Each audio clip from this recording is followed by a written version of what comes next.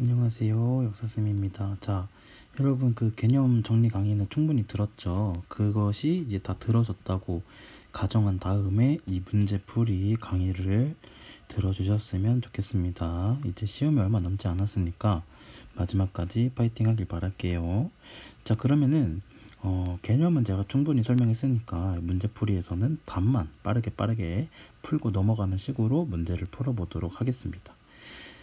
자, 1번 볼게요. 자, 첫 번째로는 우리 조선의 건국 과정 봤었죠. 자, 그래서 1번, 2번 문제 풀어보겠습니다. 주제 땡땡땡의 조선 건국 과정이라고 되어 있네요. 자, 그럼 땡땡땡은 당연히 그죠? 이성계가 돼야 되겠죠. 자, 이성계의 조선 건국 과정을 보겠습니다. 자, 과정법을 실시했다. 배웠죠? 관리들에게 토지 등급에 나누어서 지급했던 제도였잖아요. 그 다음에 위화도에서 회군을 단행했다. 위화도 회군. 자, 그 다음에 국호를 조선으로, 수도를 한양으로 정했다라고 돼 있죠. 자, 요거 1번 봤을 때 순서대로 배열한 것을 고르래요. 맨 처음에는 당연히 뭐가 와야겠어요? 위화도 회군이 먼저 와야겠죠. 왜요? 이 위화도 회군을 계기로 권력을 잡게 되잖아요. 그죠?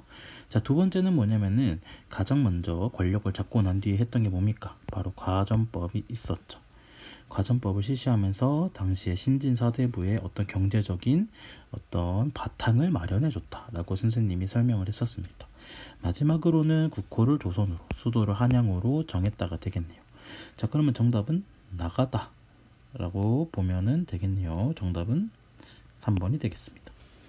자, 2번 가다에 대한 설명으로 옳은 것을 고르래요. 자, 가는 뭐였습니까? 가는 과전법. 나는 위화도 회군이었죠. 위화도 회군. 자, 다는 이제 국호, 나라를 조선으로 하고 수도를 한양으로 정한 거였습니다. 자, 1번 볼게요. 관리들의 농장 운영을 촉진한 게 아니라 막았죠. 왜요? 원래 그 넓은 땅들을 다 이제 각자 사적으로 차지하고 있다가 이성계가 권력을 잡은 뒤에 이걸 모두 이제 국가가 관리해서 이 땅을 이제 나누어서 이제 등급에 따라서 관리들에게 나누어 줬잖아요. 그죠? 그랬기 때문에 오히려 농장 운영을 막았다라고 볼 수 있겠죠. 막았다.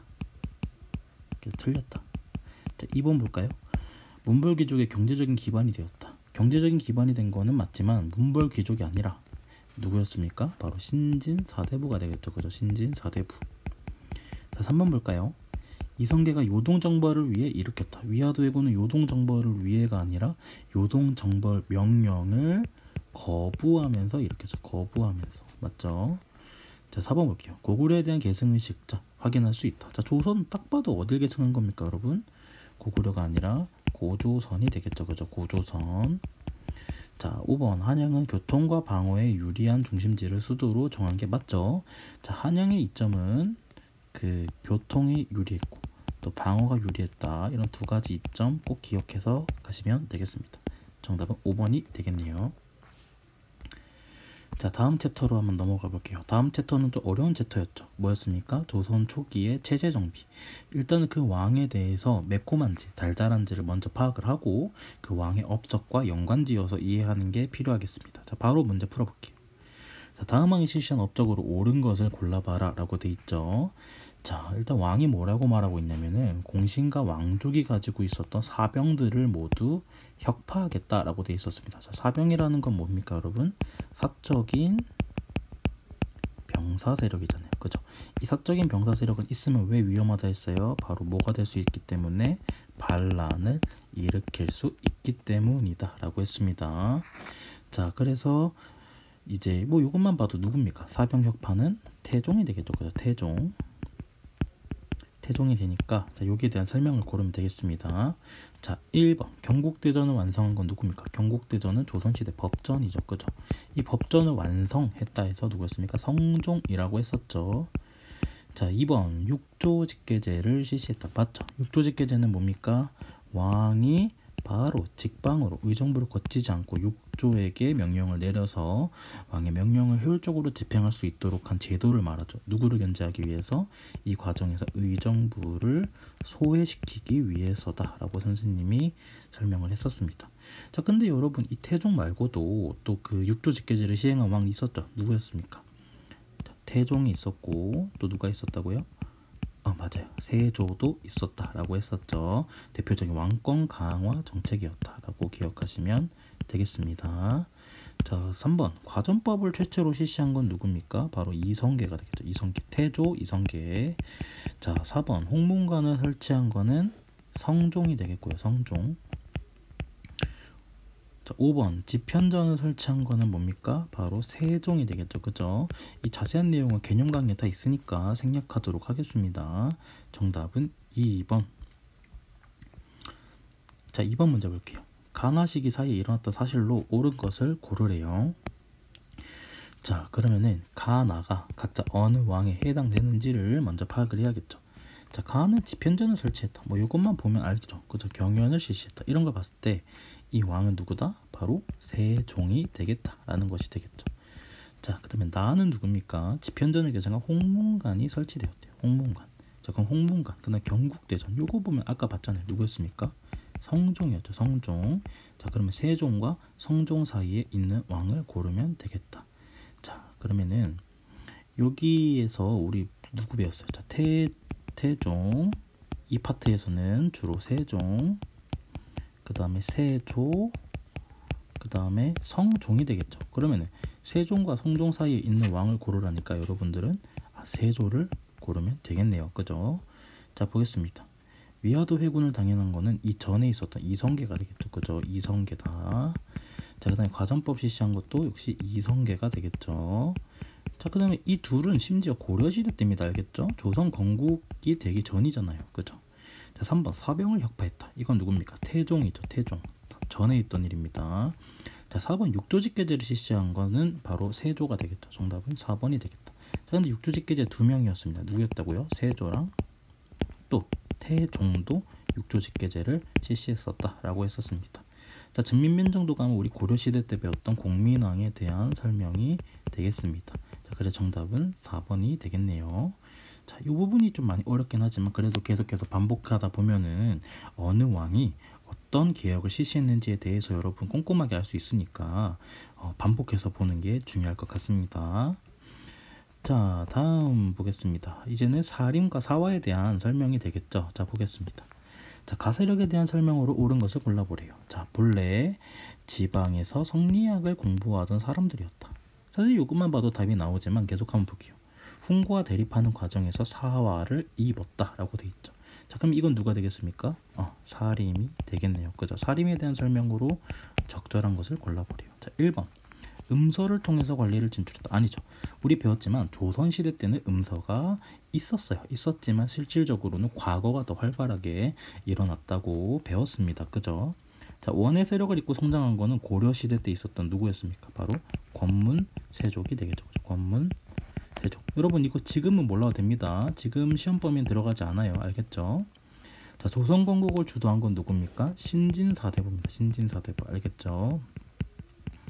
자, 이 신진사대부에서 이제 나뉘게 된 게 이제 급진파랑 옹건파가 있고 주로 이 급진파 세력들이 조선을 건국하게 됐잖아요. 그 옹건파는 그 과정에서 많이 이제 제거를 당했고 그 남은 사람들이 지방에서 성리학을 공부하다가 나중에 사림으로 진출하게 된 겁니다. 알겠죠?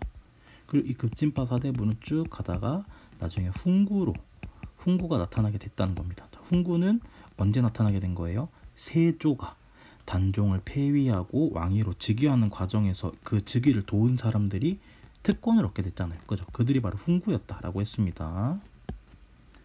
자, 그 다음에 보겠습니다. 자, 농장을 운영하고 노비를 투입했다. 자, 농장과 노비를 투입한 거는 또 그 고려시대 때 권문세족에 대한 설명이 되겠네요. 그죠? 근데 뭐 이거는 고려시대 배운 지 얼마 안 됐을 때 배운 거라서 제가 고려시대 내용을 많이 넣은 거지 실제로는 시험에서는 고려에 대한 언급이 많이 없을 겁니다. 알겠죠? 자, 당시 언론기관이었던 3사에 등용되었다. 정답은 5번이 되겠죠. 자, 언론기관이라는 것은 뭡니까? 부정을 고발하고 비판할 수 있어서 이 여론을 형성하는 데 있어서 상당히 중요한 기구다라고 했었는데, 이 왜 3사를 이 언론기관에 넣었다고 했을까요? 바로 누구를 비판하기 위해서? 바로 훈구 세력을 비판하기 위해서였다더라. 왜냐하면 훈구들은 당시에 많은 특권을 얻었지만 그 이후에 그 특권을 바탕으로 많은 비리와 부정을 저지르고 있었다라고 선생님이 이야기를 했잖아요. 그죠? 그래서 정답이 5번이 되겠습니다. 자, 그러면은 여기까지 사림에 대한 설명을 알아봤고, 그 특징은 여러분 개념 정리 강의에서 다 했습니다. 자, 2번 문제 볼까요? 가인물의 개혁 정치에 대한 설명으로 옳은 것을 고르래요. 자, 중정반정 이후에 중종은 반정에 참여한 공신들을 견제하기 위해 가 인물을 등용했대요. 그는 왕도 정치를 주장했대요. 자, 그러면 중종하면은 바로 떠올려야 돼요. 중종하면 누가 떠올려야 돼요? 바로 조광조라는 인물이 떠올라야 된다. 자, 특히 왕도 정치라는 것은 여러분 뭐였습니까? 왕이 뭘 갖고 통치하는 거예요? 도덕성을 갖고 바르게 통치하는 것을 말합니다. 알겠죠? 갖고 통치. 자, 그러면 당연히 이 조광조는 왕의 도덕성을 갖고 통치를 하기 위해서 당연히 유교적인 개혁을 실시하려고 하겠죠. 그죠? 유교 정치를 강화하려는 개혁을 실시합니다. 자, 그럼 보겠습니다. 자, 기역, 소격서를 폐지했다라고 되어 있네요. 맞는 설명이죠. 소격서는 무슨 기관이라고 설명했죠? 도교적인 제사를 드리는 기구였어요. 하지만 우리 조광조는 엄청난 성리학자였기 때문에 이 도교를 누르고 유교를 강조하려고 했었잖아요. 그죠? 그래서 정답이 되겠습니다. 자, 과정법 계속 나오죠. 누굽니까? 이성계입니다. 이성계. 자, 디귿, 육조직계제 실시를 건의했다. 아니죠. 육조직계제는 어느 때였어요? 태조 때, 태종 때나 아니면 세조 때 있었던 일이죠. 중종 때와는 맞지가 않습니다. 자, 그럼 리을이 답이겠네요. 현량과를 실시했다. 자, 현량과라는 것은 무슨 제도였습니까? 바로 관리를 추천하는 제도였죠. 관리를 추천하여 등용하는 제도였는데, 왜냐하면은 당시에 조광조가 개혁을 어쨌든 실시하려고 했지만, 여러분 개혁을 실시하려면 당연히 뭐가 있어야 되겠어요? 이 목소리가 커야 되잖아요. 그죠? 목소리가 커야 되는데, 그가 아무리 이제 목소리를 크게 내세우고 말해도 그의 개혁을 지지해주는 많은 사람들이 있어야 바로 여러분 개혁이 이루어지지 않겠습니까? 그죠? 그래서 이러한 사람들을 뽑아내기 위해서 현량과라는 제도를 통해서 지방의 사림들을 뽑았다는 겁니다. 알겠죠? 자, 그래서 정답은 몇 번이 되겠다? 여기 보기 없네요. 자, 기역과 리을이 되겠습니다. 실수. 자, 이것까지 찾아내야 진정한 공부입니다. 일부러 이렇게 한 거예요. 알겠죠? 여러분 찾아내라고. 사실 오릅니다. 자, 그러면 바로 4번으로 가보겠습니다.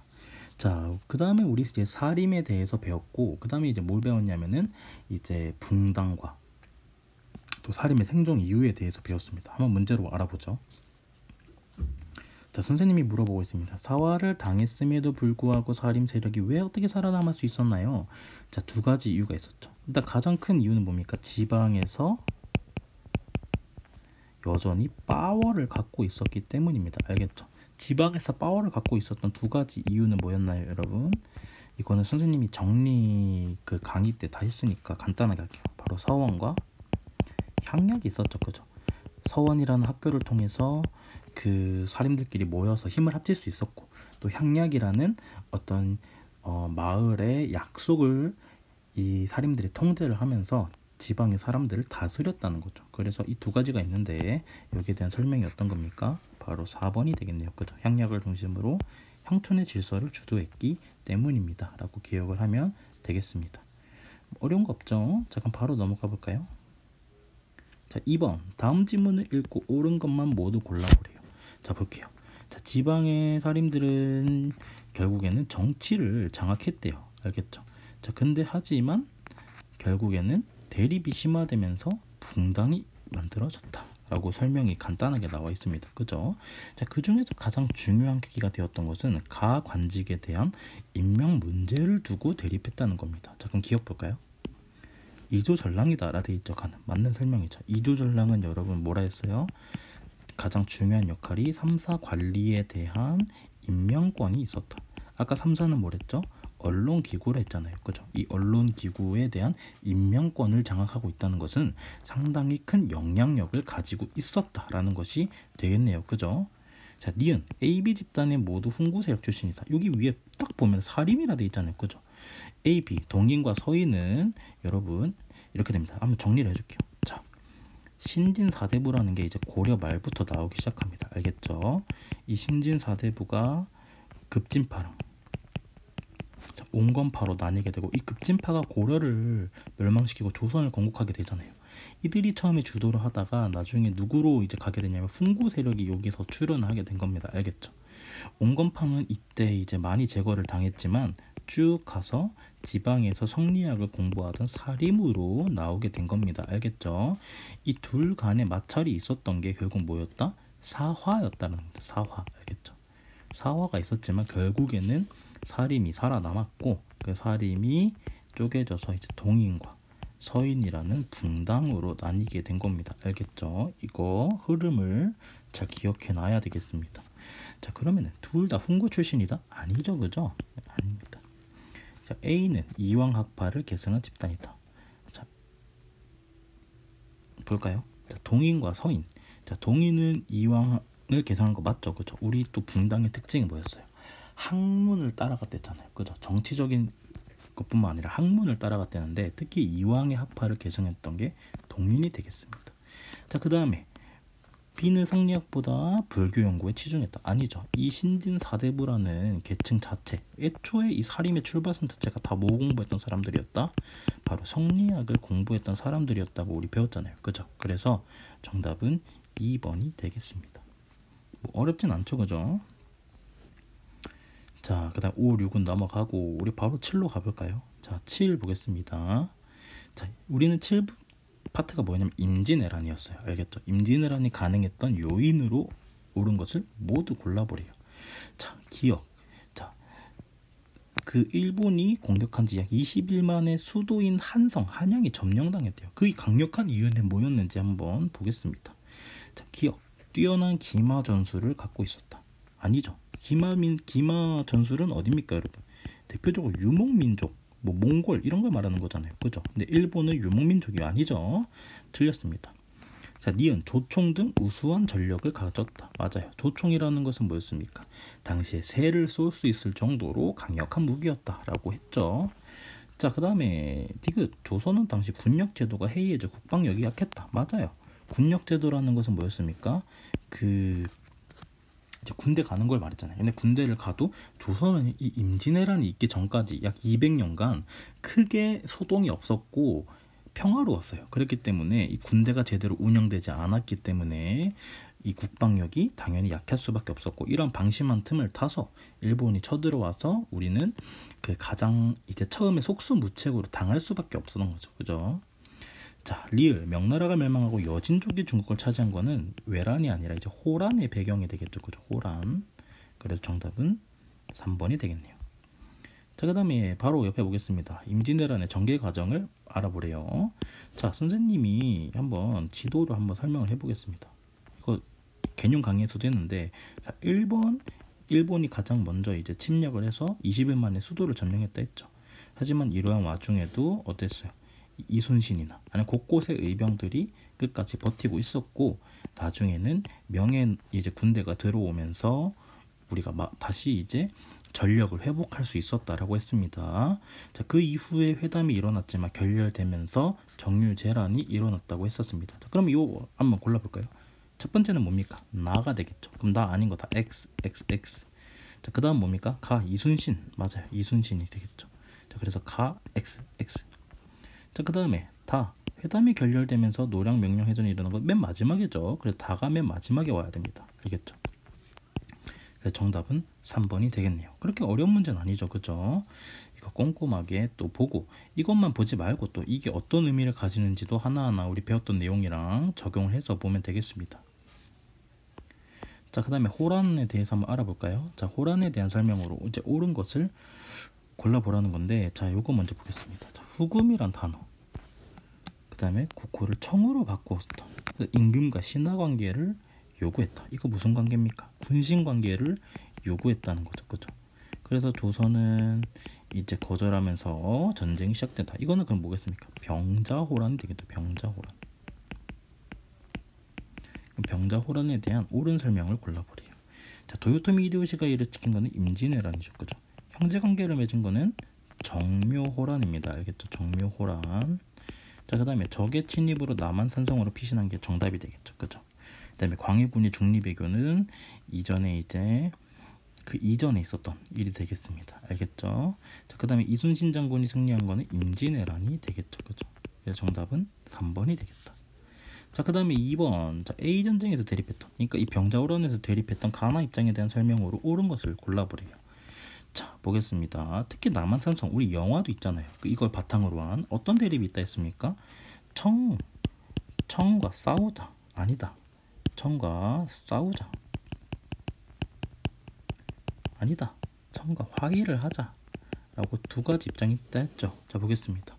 자, 가는요, 결국에는 화해를 통해서 민심을 수습하자라고 되어 있으니까 주화론이 되겠네요. 그죠? 이거 선생님이 설명했었습니다. 주화론. 자, 나는요, 명의 은혜를 잊어선 안 된다. 그러니까 뭡니까? 명나라 은혜 잊지 말고 끝까지 싸우자라고 주장했던 주전론이 되겠네요. 그죠? 주전론. 자, 그럼 보겠습니다. 기억. 청과의 군신관계를 반대했다. 맞나요?